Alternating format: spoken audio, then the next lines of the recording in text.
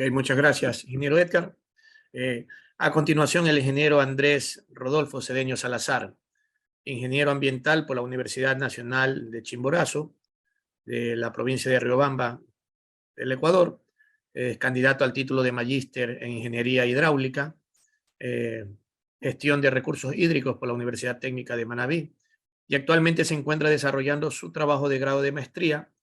Esta mañana nos trae un tema: impacto de las actividades humanas en la cuenca del río Yavone y dinámica fluvial en la ciudad de Esmeraldas. Le damos la bienvenida al ingeniero Andrés Rodolfo Cedeño Salazar. Tiene a disposición la sala. Muy buenos días.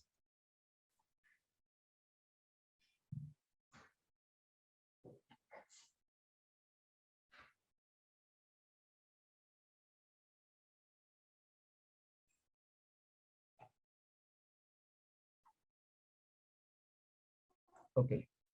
Buenos días y muchas gracias de nuevo al Colegio de Ingenieros Civiles por la cordial invitación, por permitirnos el día de hoy justamente hacer la presentación de esta investigación que ha venido siendo desarrollada con el doctor Williams y que tiene que ver justamente con los impactos de las actividades humanas en la cuenca del río Teaone y dinámica fluvial en la ciudad de Esmeraldas, Ecuador. La presente línea de investigación se abre paso a través de una problemática que viene siendo bastante evidente en la ciudad de Esmeraldas y de manera específica en la cuenca del río Teaone, y que tiene que ver justamente con la intensificación de ciertas actividades antropogénicas que han venido generando el deterioro progresivo de los recursos naturales, y esto se ve reflejado en el desequilibrio de ciertos procesos fluviales. Estamos hablando de problemáticas que tienen que ver justamente, como por ejemplo, con la remoción de la cobertura vegetal, que a consecuencia puede traer justamente variaciones en la rugosidad superficial del suelo, en los cambios de textura del suelo, en la disminución de la capacidad de infiltración, en el aparecimiento de deslizamientos en masa por acción descorrectiva superficial y sobre todo también a la activación de procesos de producción y transporte de sedimentos. Estas problemáticas a su vez convergen en un problema mucho más grave y que tiene que ver con los eventos de inundación, que en la cuenca del río Teaone, como en la cuenca del río Esmeraldas, estos eventos ya se han suscitado y ya han sido identificados, trayendo consigo justamente la damnificación a miles de familias y también pérdidas en recursos económicos o bienes materiales. Entonces, frente a esta problemática, justamente nosotros nos planteamos el siguiente objetivo, que fue estudiar los impactos de las actividades humanas en la cuenca del río Teaone y su repercusión en la dinámica hidrosedimentológica del río a su paso por la ciudad de Esmeraldas, con la finalidad de poder establecer modelos de gestión mucho más sustentables para el uso correcto de los recursos naturales. En cuanto al área de estudio, la cuenca se encuentra ubicada en la provincia de Esmeraldas, en la ciudad de Esmeraldas. En ella encontramos también estaciones mimigráficas, milimétricas y pluviométricas que fueron consideradas para establecer el régimen hidrológico de la cuenca. Algunas otras características del área de estudio corresponden a la geología de la superficie. Aquí tenemos las formaciones de Biche, Ónsole, Borbón, que están conformadas por unidades litológicas como las areniscas, lodolitas, entre otras. Tenemos también los órdenes de suelo. La mayor superficie de la cuenca está formada por suelos inceptisoles. Estos son suelos jóvenes, muy poco desarrollados, no tan profundos, pero que son muy utilizados para lo que es la producción forestal, para actividades de agricultura, para el cultivo de pasto, para alimentación de ganado, entre otras. Y por último, una característica que también adquiere bastante relevancia en esta investigación es la presencia de un fragmento de la Reserva Ecológica Machichindul en la cuenca. La importancia de este fragmento radica justamente en que es hacia la parte alta de la cuenca, en donde se encuentra el fragmento de la reserva, donde nosotros encontramos la naciente del río, ¿no? Más adelante vamos a ver que a pesar de esta ser un área en donde debería haber escasa actividad antropogénica, pues se evidencian algunas de ellas y que justamente han generado alteraciones en la dinámica del río, ¿no? En cuanto a los materiales y métodos, la información que se utilizó para la investigación fue un modelo de elevación digital para la estimación de los parámetros morfométricos de la cuenca. Se utilizaron una serie de mapas digitales descargados justamente de algunas de las plataformas ministeriales, como del Ministerio del Ambiente, Agua y Transición Ecológica, así como del Ministerio de Agricultura y Ganadería. Se utilizaron imágenes satelitales de uso libre directamente de Google Earth Pro para los años 2006, 2016, 2017 y 2022. ¿Por qué estos años? Estas fueron las imágenes que tenían mejor resolución en su momento y que justamente se podían adaptar a la línea de investigación que nosotros estábamos desarrollando. Por último, toda esta información fue procesada a través de un sistema de información geográfica. Describiendo un poco más entonces la metodología, aquí vamos a tener justamente los insumos que se utilizaron, las imágenes de satélite que fueron utilizadas para la cuantificación de las áreas de sedimentación en el canal principal del río Teaone y que también fueron utilizadas para estimar los parámetros geométricos de los meandros. El modelo de elevación digital, que fue utilizado para la delimitación de la cuenca, para la estimación de la red de drenaje y para el cálculo de los parámetros morfométricos, que en unión con el mapa de pendientes nos permitió justamente establecer la morfodinámica de la cuenca y las formas de relieve.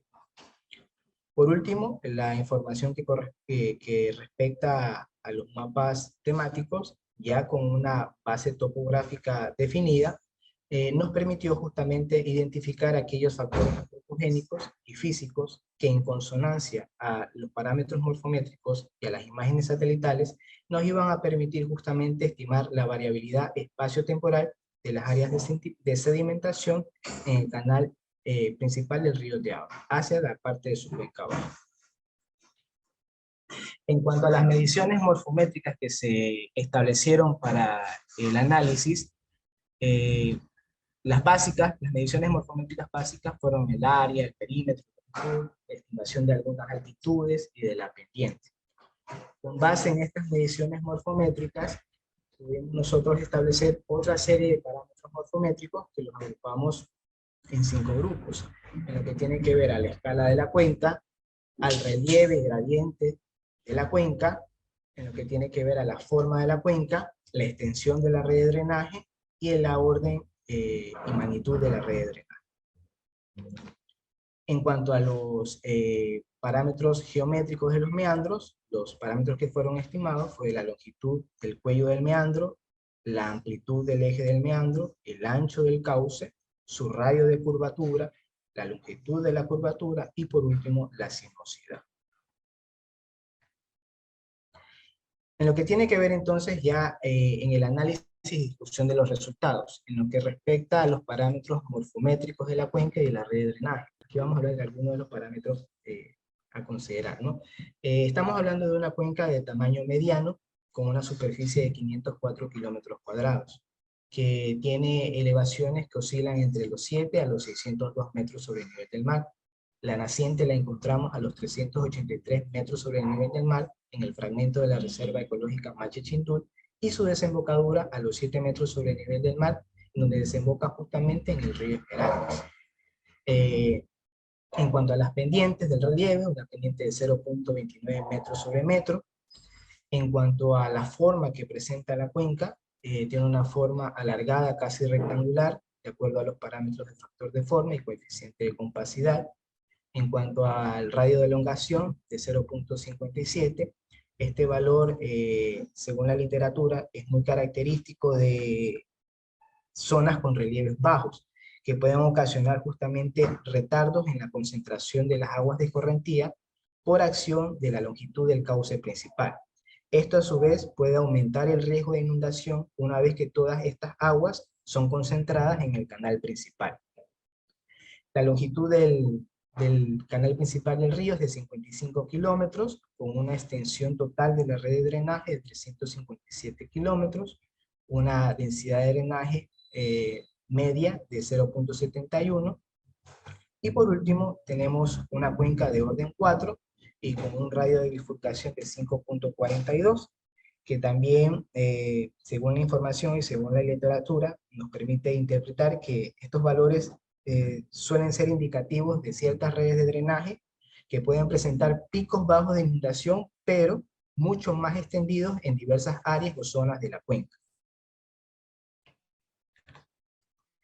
En cuanto a la geomorfología de la cuenca, tenemos elevaciones de montañas altas, medias y bajas, con una frecuencia altimétrica que oscila entre los 100 a los 300 metros sobre el nivel del mar, y de acuerdo a la curva isográfica isométrica, pues nos describe una cuenca en estado de madurez, justamente con aportaciones de sedimentos. Aquí tenemos el perfil topográfico longitudinal del canal principal del río Teaone. Como les mencionaba, su naciente la encontramos a los 383 metros sobre el nivel del mar, y su desembocadura a los 7 metros sobre el nivel del mar. En lo que tiene que ver a los condicionantes humanos y físicos que generan aporte de sedimentos en la cuenca del río Teaone. Partimos primero del análisis de la aptitud agrícola del área de estudio. En lo que respecta a este tema, tenemos suelos que pueden ser aprovechados justamente para actividades que tienen que ver con la producción forestal, con el cultivo de especies vegetales de ciclo corto, ya sea perenne o semiperenne, y también para el cultivo de pastos para la crianza de ganado. Esta actitud agrícola justamente se ve reflejada en las coberturas y usos del suelo, en donde las principales actividades agrícolas y ganaderas ocupan casi una buena parte de la superficie de la cuenca. Y otra parte está destinada justamente a los remanentes de bosques o áreas forestales que aún no han sido intervenidas. Entonces, para desarrollar estas actividades de agricultura y ganadería, es necesario generar un espacio para ellas. Ese espacio se ha ganado justamente con el aparecimiento de las áreas deforestadas. Estas áreas deforestadas, nosotros encontramos un registro, tenemos un registro desde 1990 hasta el 2018, y justamente aquí podemos evidenciar que prácticamente toda la superficie de la cuenca ha tenido esta intervención o esta problemática de deforestación.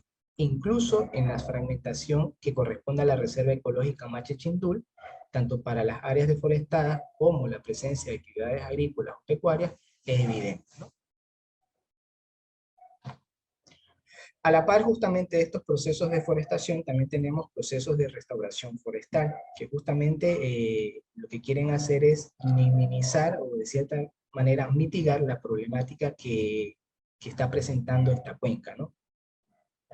Y por último, tenemos las texturas de suelo. En su mayoría, la cuenca presenta suelos de tipo arcillosos y franco-arcillosos, que tienen bajos niveles o la capacidad de infiltración es mínima, no son suelos muy bien drenados, y que también ocasionarían o aportarían en el arrastre de sedimentos, ¿no? En esta lámina pues ya tenemos los valores que fueron estimados para cada uno de las imágenes que fueron presentadas. Como les mencionaba, en cuanto a la cobertura y uso del suelo, tenemos la agricultura y las áreas forestales, que casi entre ellas comparten un 50% entre las dos, ¿no? En cuanto a las áreas deforestadas, desde 1990 hasta el 2018, tenemos un 30% de deforestación. En cuanto a las áreas de restauración, tenemos un 26%. Podríamos decir que también están casi a la par. Pero obviamente estas áreas de restauración forestal sería también interesante analizar en qué estado se encuentran hoy en día, ¿no es cierto? Teniendo en cuenta que los procesos de reforestación llevan cierto tiempo hasta que la vegetación que comienza a crecer genere o comience a generar la función por la cual fue depositada en campo, que es sostener el suelo, evitar excesivos niveles de escorrentía, ¿no es cierto? Entonces, sería también, o es también necesario analizar justamente este punto de la restauración forestal, en qué estado se encuentra, ¿no? En cuanto a la textura del suelo, como habíamos mencionado, suelos arcillosos con el 21% y suelos franco-arcillosos el 27%. En lo que tiene que ver con la movilidad espacio-temporal de los meandros, que alguien ha rayado la pizarra, tenemos entonces los parámetros que fueron analizados, ¿cierto? Estos parámetros fueron analizados para para 4 imágenes satelitales que corresponden a los años 2006, 2016, 2017 y 2022. Estos parámetros geométricos fueron analizados hacia la parte final del tramo principal del río Teaone. El río se lo dividió en 3 segmentos, y por cada segmento nosotros encontramos 2 meandros. En otras palabras, en el segmento 1 nosotros identificamos el meandro 1 y el meandro 2, en el segmento 2, el meandro 3 y el meandro 4, y en el último segmento, el 3, identificamos el meandro 5 y el meandro 6. En cuanto a las curvas evolutivas justamente de estos parámetros geométricos, no se aprecia demasiados cambios en ellos, a excepción del ancho del canal, que esto se debe justamente a la aparición de los sedimentos que se van acolmatando hacia las riberas de los ríos y van generando justamente estos bancos de sedimentos o estas áreas de sedimentación que influyen también en que el ancho del canal tienda a reducir su tamaño, ¿no? Esta acción de la poca movilidad espacio-temporal la podemos atribuir de cierta forma también a la expansión urbana. En la ciudad es muy evidente justamente la expansión urbana que se tiene hacia la ribera de los ríos. Existen áreas en donde se han hecho rellenos para construcción de viviendas, y esto lo que hace simplemente es que el río comience a entrar en un estado estacional, en un estado de confinamiento, y exista muy poca movilidad. Aquí tenemos algunas imágenes que corresponden al río Teaone, al trayecto que recorre el río Teaone. Podemos ver justamente aquí en el puente de la Propicia, tenemos el canal principal y tenemos todas estas áreas de sedimentación. Lo mismo pasa en el puente de Codesa, el canal principal. Esto es parte de sedimentos y parte de rellenos que se han venido generando a lo largo del tiempo. Hacia la altura del puente Jardines de la Paz tenemos la misma tónica. Y por último, en la parroquia rural Vuelta Larga, aquí también es mucho más evidente justamente hacia las riberas de los ríos, la ausencia o la escasa presencia de vegetación ribereña que no ayuda a que el sustrato suelo se mantenga firme. Entonces, acciones de la precipitación lo que van a hacer es lavar el suelo y a incorporar justamente estas partículas de sedimentación que van a ser transportadas. Como pongamos mucha atención a esta imagen de aquí del puente de la Propicia, porque al final de la presentación vamos a ver un pequeño video y vamos a ver justamente la magnitud que puede llegar a tener este río frente a un evento de inundación. Entonces, grábense un poco esta imagen y luego la vamos a contrastar justamente con el video.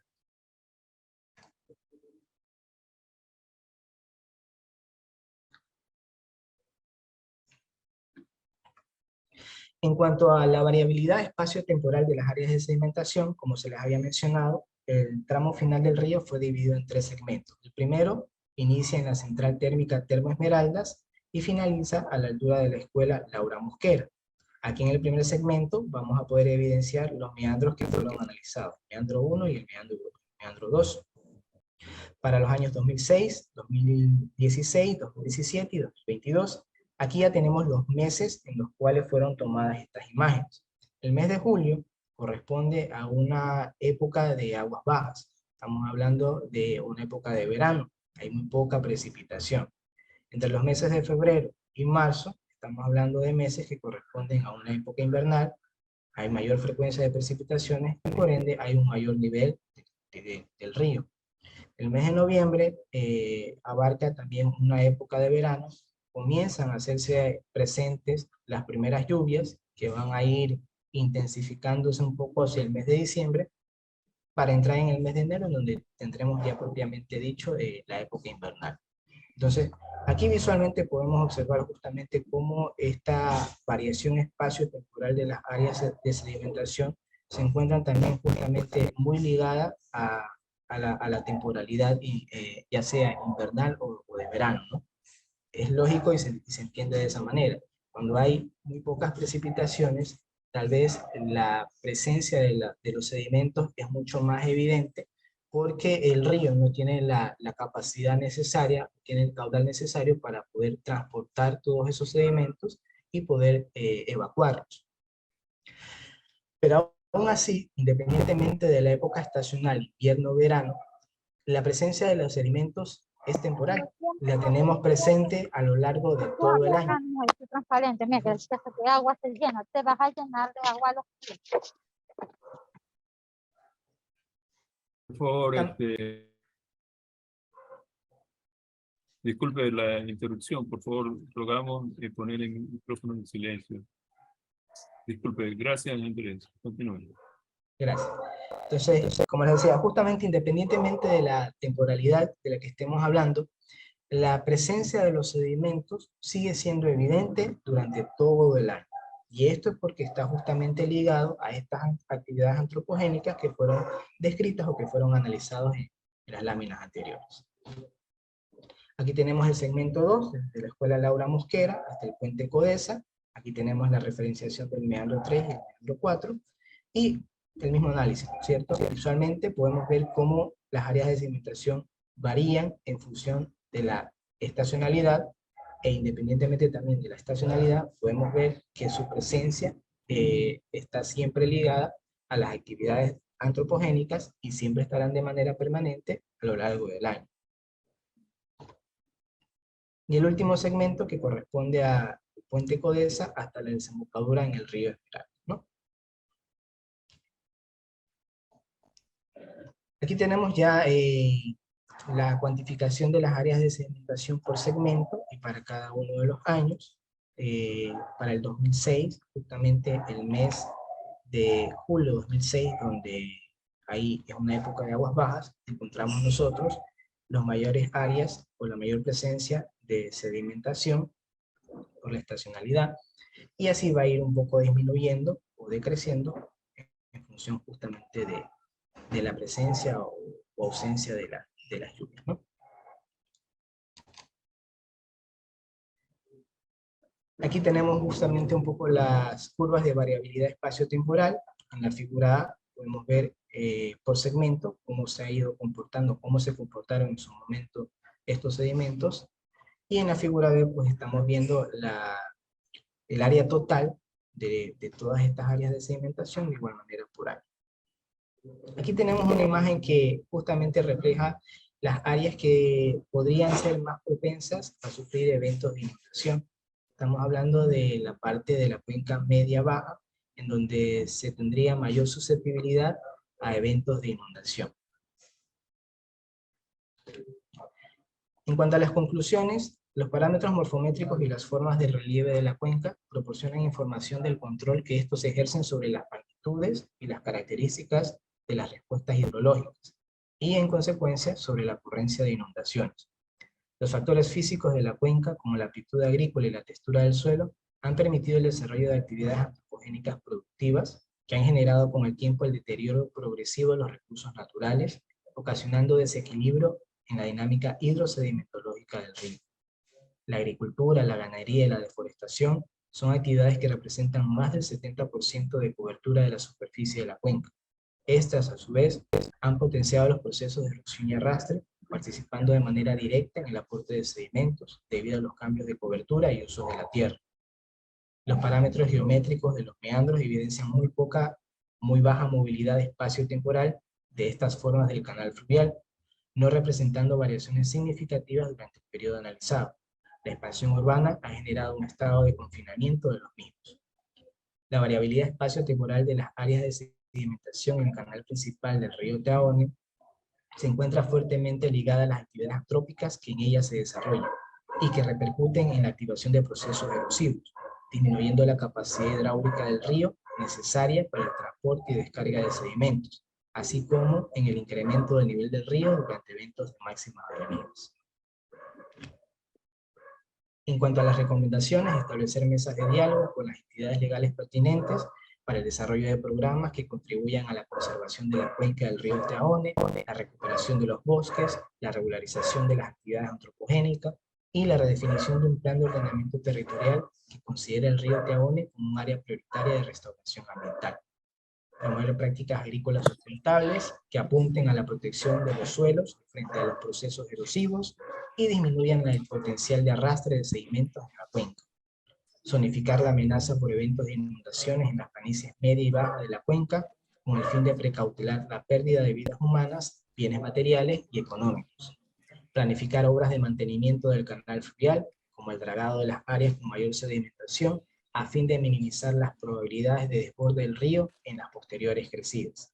Y por último, regularizar los desarrollos urbanos próximos a las riberas del río, velando por el cumplimiento de la legislación de ordenamiento territorial vigente, en la que se controla la ocupación de planicies aluviales. Para finalizar mi intervención, pues un pequeño video, justamente a la altura del puente de la Propicia, en donde ustedes van a ver cómo puede llegarse a comportar el río frente a estos eventos de crecida o inundación.